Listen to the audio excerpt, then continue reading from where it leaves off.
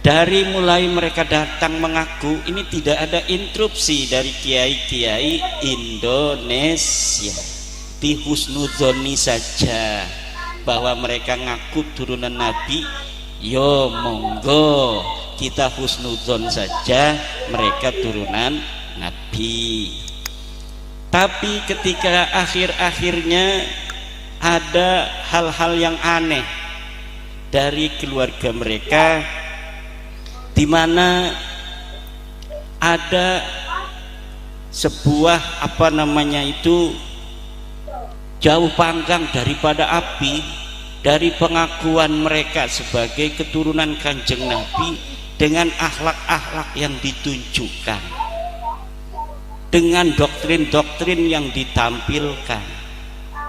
Ada yang ngaku lagi ceramah sebagai saya ini cucunya Rasulullah, dalam tubuh saya mengalir darahnya Rasulullah. Ada lagi yang menghina-hina ulama. Ada lagi penceramah mereka mengatakan, kiai, kalau kiai ini menikahi Habibah perempuan mereka, maka itu kiai tae. Nah ini naudzubillahimin. Ada lagi yang ngomong, kalau umpamanya ini pengasuh pesantren Mbak Alwi ini yang ngomong, kalau kiai sudah pintar, santri sudah pintar, sudah pintar ngaji, jangan sampai merasa dirinya ini sama dengan kabaib. Kalau misalnya kiai merasa dirinya dengan ilmunya derajatnya sama dengan kabaib, maka ini kiai yang tidak akan mendapat syafaat dari Kanjeng Nabi Muhammad sallallahu alaihi wasallam. Nah, dari berbagai macam itu, apalagi tentang ngaku-ngaku sejarah, pembelokan makam yang tadinya KRT Sumotiningrat kok jadi orang binnya bin Yahya, Pangeran Diponegoro jadi Bakbud. Lah orang Jogja asli kok jadi Bakbud, ini piye? Jadi aneh gitu. Kemudian katanya NU didirikan oleh Hasyim bin Yahya, padahal dalam sejarah kita yang saksi hidupnya masih ada videonya, Mbah As'ad Samsul Arifin. Itu tidak ada cerita-cerita bahwa NU didirikan oleh Habib-Habib, itu tidak ada. Yang ada Mbah Hasyim Asy'ari minta petunjuk kepada gurunya Mbah Khalil Bangkalan.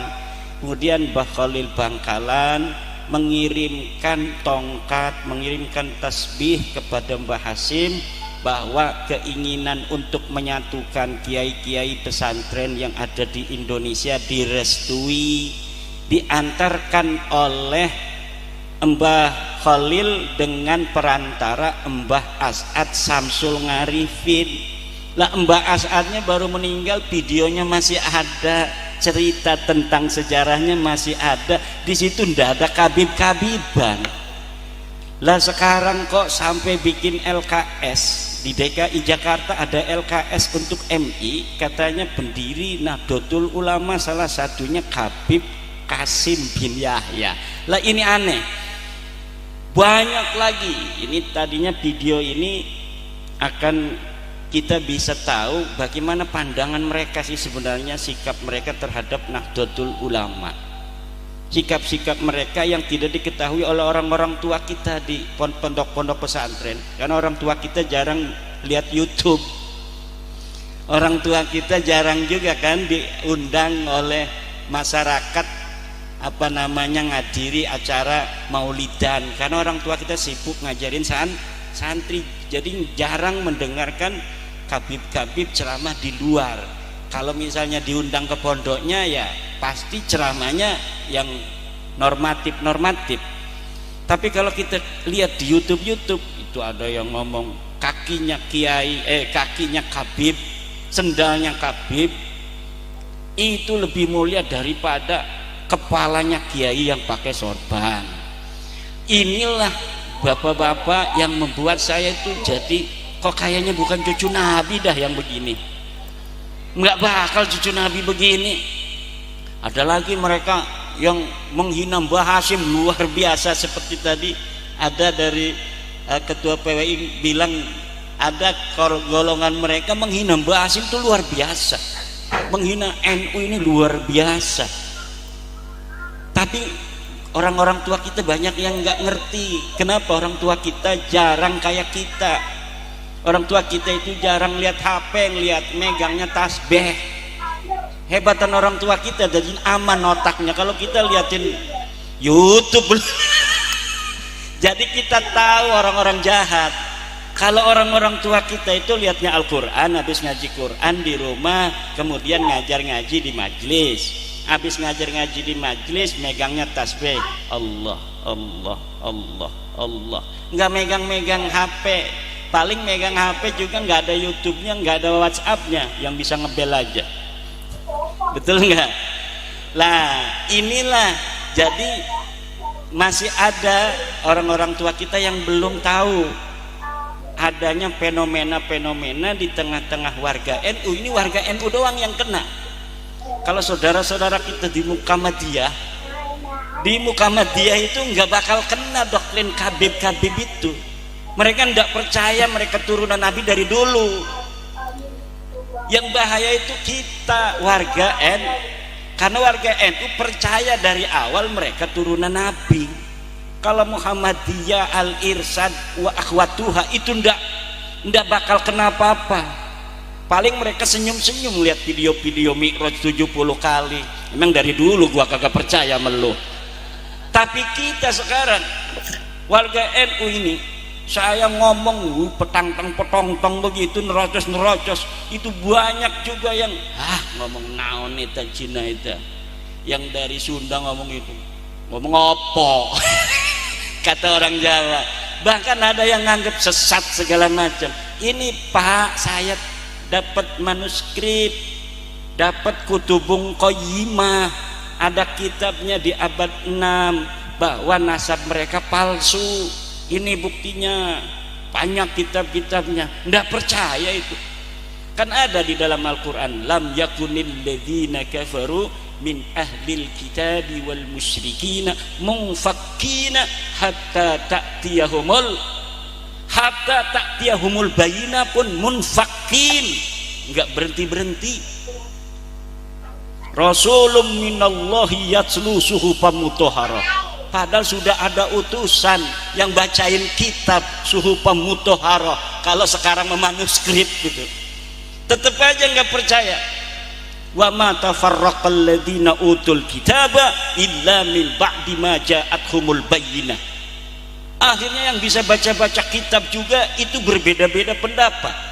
Dengan adanya tesis saya ini, yang bisa baca kitab pun berbeda-beda pendapat. Kenapa berbeda-beda pendapat? Karena ada kitab yang menerangkan mereka nyambung. Kitab apa itu? Kitab setelah mereka mengaku, yang ditulis oleh mereka sendiri. Namanya kitab Al-Burqatul Musyiqah. Jadi di abad 9 Hijriah mereka ngaku turunan Nabi, bikin kitab. Saya nama Ali, bapak saya bin Abu Bakar bin Abdurrahman bin Muhammad Maulad Dawilah bin Ali Sahibit Tarak bin Alwi bin Al-Ghayyur bin Faqih Muqaddam bin Ali bin Muhammad Sahib Birbat bin Ali Koli Kosam bin Alwi bin Muhammad bin Alwi bin Ubed. Ubed ini kemudian disambungin kepada keluarga Nabi, katanya bin Ahmad bin Isa. Luhur mereka namanya Ubed. Ubednya Ubed bin Isa saja, nggak ada Ahmadnya. Luhur mereka itu Ubed bin Isa bin Alwi. Ada yang mirip, Ahmad bin Isa, Alwinya ditaruh di belakang.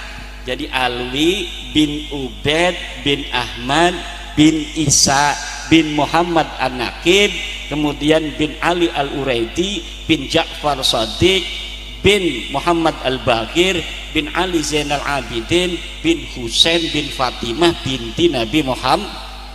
Ini silsilah mardudun la yuqbalu, silsilah yang ditolak tidak bisa diterima. Kenapa ini silsilah kabib-kabib kepada Nabi ditolak, tidak bisa diterima? Karena silsilah yang ada di kitab mereka itu namanya khobar, berita. Berita itu mahtamala sidqa wal kadhiba, sesuatu yang mungkin saja benar, mungkin saja salah. Kalau misalnya berita itu wafaqal haqqa fahada yuqbalu, kalau berita itu sesuai dengan kebenaran kenyataan, maka ini diterima.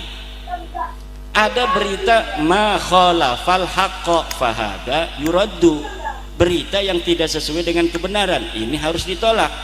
Ada lagi ma la yu'rafu muwafaqatuhu wala mukhalafatuhu al haqqa hada yutawaqqafu, ada berita yang tidak bisa diverifikasi kebenaran dan kesalahannya, maka ini harus ditangguhkan. Kalau nasabah alwi, masuknya ini bukan dia la yu'rafu muwafaqatuhu wala mukhalafatuhu, masuknya sudah ma khalafal haqq, sesuatu yang bertentangan dengan kenyataan, sesuatu yang bertentangan dengan kebenaran. Kata ulama, berita yang ma khalafal haqq hadza yuraddu, ini harus ditolak. Bertentangan dengan kebenaran dari mana? Bertentangan dengan 4 kebenaran.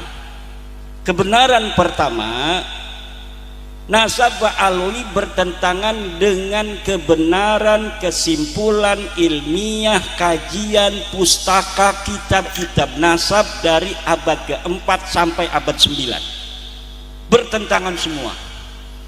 Kan ini Ahmad bin Isa yang dicangkok ini adanya di abad ke-4 Hijriah, adanya di abad 4 Hijriah, dia hidup abad ke-3, meninggal abad ke-4. Maka untuk memverifikasinya kita ambil kitab abad ke-3 dan abad ke-4. Kitabnya ada, kitab sejarah-sejarah Ahmad bin Isa, anaknya berapa ada, abad ke-3, ke-4, ke-5, ke-6, ke-7, ke-8, ke-9. Saya kumpulkan semua dalam teori sejarah namanya heuristik. Apabila kita ingin meneliti sebuah peristiwa sejarah, maka harus kita lakukan pertama itu heuristik, mengumpulkan seluruh bahan-bahan sumber-sumber sejarah yang berkaitan dengan peristiwa sejarah itu. Karena mereka mengaku di abad 9 Hijriah, namanya Ali As-Sakron, yang diaku di abad ke-3 dan ke-4, maka kita cari kitab-kitab dari mulai abad 9 ke bawah sampai abad ke-3 dan ke-4. Saya menemukan kitabnya, ada dalam kitab nasab Siri Silsilatul Alawiyah, kemudian kitab Tahdhibul Ansab, kemudian kitab Al-Majdi, kemudian kitab Muntaqilatut Talibiyah, kemudian kitab Asy-Syajarah Al-Mubarakah, kemudian kitab Al-Asili, kemudian kitab As-Sabatul Musan, kemudian kitab Ibnu Inabah, kemudian kitab An-Nabhah Al-Ambariyah. Itu kitab-kitab nasab. Kemudian kitab-kitab sejarah, kita cari juga sejak abad ke-3 apakah sudah ada kitab sejarah yang tulis. Di situ ada Sirah Ibnu Hisham, di situ ada kitab Tarikh Baghdad, ada yang di Yaman namanya Musallam Al-Lahaji di abad ke-5. Di Yaman juga ada Ibnu Samurah, namanya kitab Tabaqatu Fuqaha il-Yaman. Ada kitab Al-Janadi, ada kitab Al-Iklil, ada kitab Al-Kamil fit Tarikh dan lain sebagainya. Semuanya saya baca, saya cari. Ini seorang namanya Ubaid yang ngaku anak Ahmad bin Isa. Apa bener dia anaknya Ahmad bin Isa? Boro-boro menemukan dia anaknya Ahmad bin Isa, uang-uangnya bae laka, uang yang orono, sosoknya ini ndak ada. Bagaimana bisa menemukan kesimpulan sosoknya tidak ada? Karena dia mengaku adanya di Yaman pada abad keempat. Kalau ngakunya di Yaman abad keempat, abad keempat kelimanya sudah ada kitab yang menerangkan tentang fuqaha Yaman, namanya Ibnu Samurah Al-Ja'di. Kata kitab Ba'lawi, ini Ubaid ini imaman mujtahidan, ulama besar yang jadi mujtahid. Lah kalau misalnya mujtahid masuk dong dalam kitab Tabaqat Fuqaha Yaman. Silakan cari bapak-bapak di internet. Truk Tabaqat Fuqaha Yaman abad kelima Ibnu Samurah Al-Ja'di. Nggak ada itu sosok Ubaid itu. Kemudian katanya dia punya apa namanya itu cucu namanya Muhammad Shahib Mirbat, pada abad ke-7 meninggalnya. Kita cari tuh di Mirbat itu ada ulama-ulama besar yang bareng dengan beliau, namanya Muhammad Ali Al-Qal'i, sama-sama meninggalnya di abad itu. Kita ambil kitab sejarah yang menerangkan Mirbat, kita dapat kitab Al-Iqlil yang menerangkan ulama-ulama di Mirbat, kita dapat kitab As-Suluk fi Tabaqatil Ulama'i wal Muluk yang nerangin ulama-ulama di Mirbat. Yang lain disebutin Muhammad Shahib Mirbat ini tidak disebutin, katanya dia gurunya guru ulama di Mirbat, semua muridnya dia. Tapi kenapa murid-muridnya ada, dianya kagak ada? Karena memang itu hanya nulis-nulis saja. Kayak sekarang ini gurunya anu, ini apa namanya mendirikan NU, ini apa namanya menjadi penentu tanggal kemerdekaan Indonesia. Peristiwanya nggak ada, nggak begitu. Pak Anhar Gonggong mengenai bagaimana apa Soekarno apa benar malam-malam itu ke rumah Habib sebelum membacakan proklamasi, ya nggak ada.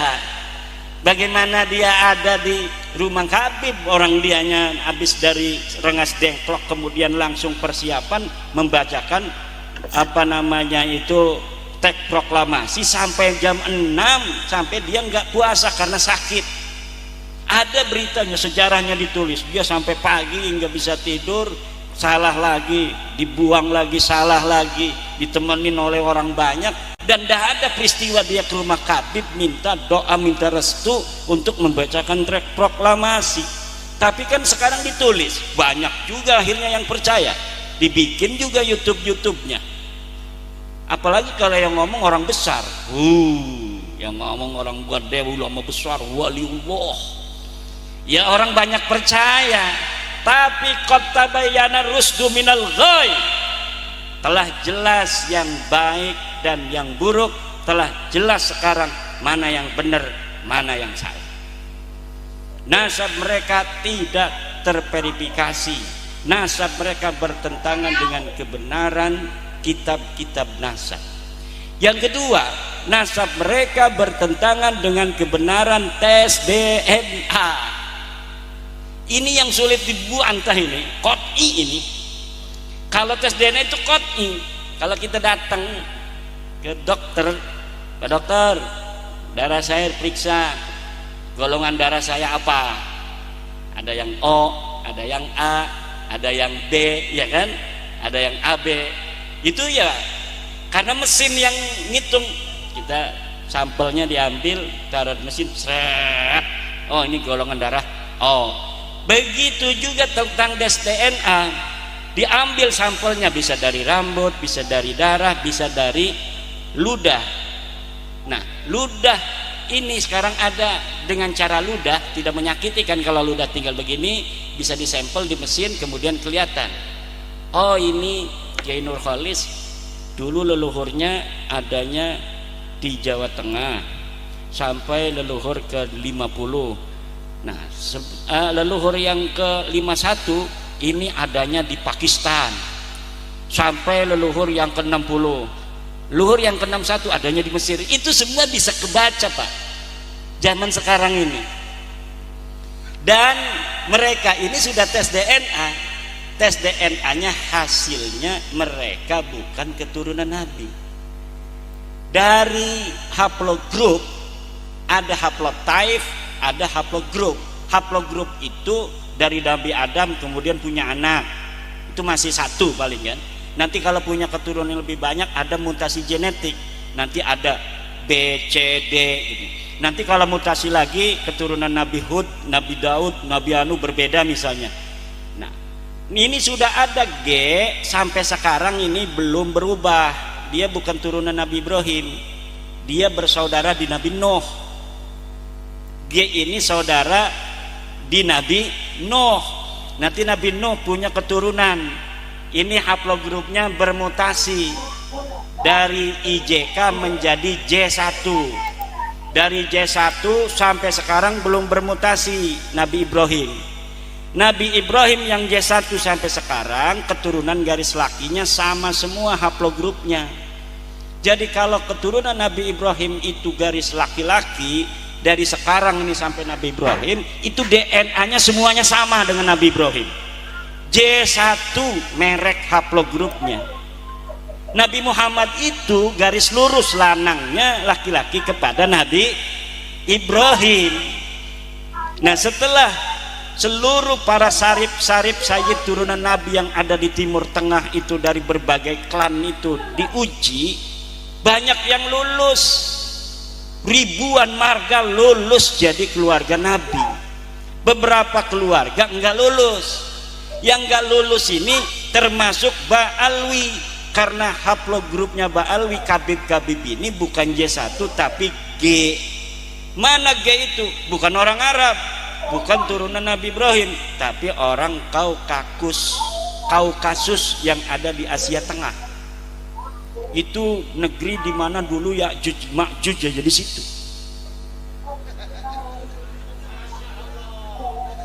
Nggak percaya ini Kiai Nur Khalis, masya Allahnya nggak percaya ini. Lihat di YouTube. Karena sebelum isu nasab masalah Ba'alwi ini booming, itu ada juga isu nasab tentang Yahudi Khazar. Yahudi Khazar itu haplogrupnya G kebanyakan. Itu sebelum booming masalah nasab Ba'alwi, itu dunia digegerkan oleh terbongkarnya nasab Yahudi Israel. Ternyata Yahudi Israel yang selama ini mengaku turunan Nabi Ibrahim, dengan ada tes DNA ini terbongkar bahwa Yahudi Israel bukan turunan Nabi Ibrahim tapi turunan Yahudi Khazar. Eta masalah nama sudah terbukti tahun 2010-an. Itu orang-orang Yahudi yang sekarang mengaku dia ada di Palestina ini sebagai keturunan Ibrahim. Saya kembali ke tanah Palestina karena Palestina ini adalah tanah kami, tanah leluhur kami, Nabi Ibrahim alaihissalam. Setelah dites DNA, itu orang-orang Israel DNA-nya G karena dia keturunan Yahudi Khazar, turunan Yahudi yang bukan turunan Nabi Ibrahim, asalnya dari kerajaan Kaukasia Khazaria yang sekarang itu Tajikistan, Turkmenistan, sekitaran itu Turki segala macam itu kebanyakan haplogrupnya G. Dihancurkan nanti karena jahat itu orang. Dia bukan orang situ, dia orang nomaden. Yahudi Khazar itu dulu sebelum masuk Yahudi orang nomaden Khazaria. Kemudian dia mencaplok daerah itu, daerah Kaukasus, kemudian dia dirikan kerajaan. Kemudian dia ketika Bizantium perang dengan Arab, dengan Islam, dia takut, akhirnya dia masuk Yahudi. Kalau dia Kristen takut diserang Islam, kalau dia Kristen takut diserang Islam, kalau dia Islam takut diserang Bizantium. Maka caranya yang aman dia masuk Yahudi Separdi. Kalau Yahudi asli itu adalah Yahudi Kan'aniyah, disebut sekarang Yahudi Mizrahi. Itu yang keturunan daripada Nabi Ibrahim dari Nabi Yakub alaihissalam. Nabi Yakub itu disebut Israel, anaknya 12. Kata mereka Yahudi Khazar, kami ini anak ke-13.